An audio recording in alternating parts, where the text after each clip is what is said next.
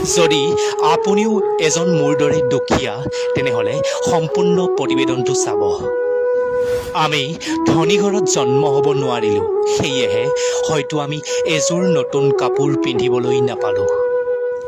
আমাৰ দৰে দুখীয়াৰ ঘৰখন ভঙা, বৰষুণ দিলে টিঙৰ ফুটাৰে পানী পৰে ঘৰৰ ভিতৰত। দেউতাৰ চৰকাৰী চাকৰি বুলিবলৈ একোৱেই নাই, যেনে তেনেই দিন হাজিৰা কৰি ঘৰখন চলায়।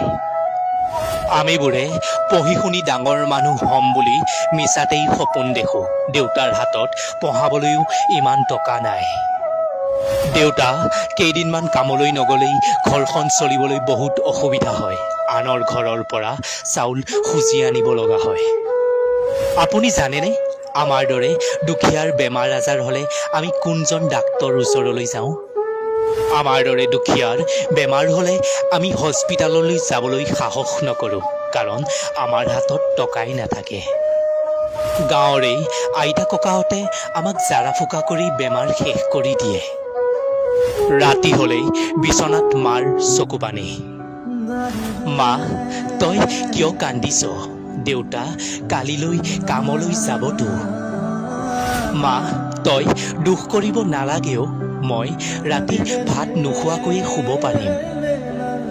সন্তানৰ কষ্ট আৰু এগৰাকী মাতৃৰ চকু পানী, সেয়া প্ৰত্যেকখন দুখীয়াৰ ঘৰতেই আপুনি দেখা পাব।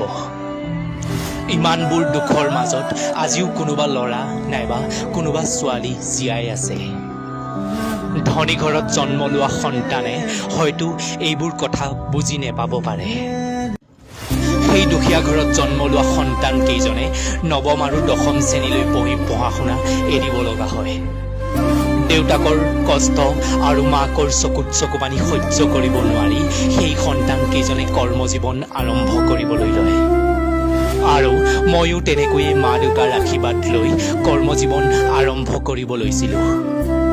আমাৰ দৰে দুখীয়া ঘৰৰ সন্তানবোৰক আপোনালোকে বেছিভাগ বহিৰাজ্যৰ কোম্পানীবোৰত পাব। হয়তো কোনোবাই নিজ ৰাজ্যত থাকি দিন হাজিৰা কৰি নিজৰ ঘৰখন যেনে তেনে চলাই আছে। বন্ধুহঁত, ভাগি নপৰিবা, ময়ো তোমালোকৰ দৰেই এজন দুখীয়া সন্তান হয়। ময়ো তোমালোকৰ দৰেই কৰ্ম কৰি আছোঁ। কৰ্ম কৰি যোৱা, ঘৰখন ধুনীয়াকৈ সজাবলৈ চেষ্টা কৰা। এটা কথা সদায় মনত ৰাখিবা, নিজৰ মা দেউতাক কেতিয়াও কষ্ট পাব নিদিবা। বহিৰাজ্যত কৰ্ম কৰি থকাটো কিমান কষ্টকৰ হয় সেয়া ময়ো বুজি পাওঁ, কিন্তু জীৱন যুদ্ধত কেতিয়াও হাৰ নামানিবা। বহিৰাজ্যত থকা প্ৰত্যেকজন সন্তানক আপোনালোকে আশীৰ্বাদ কৰিবনে, যাতে তেওঁলোকে সদায় সুখত থাকিব পাৰে?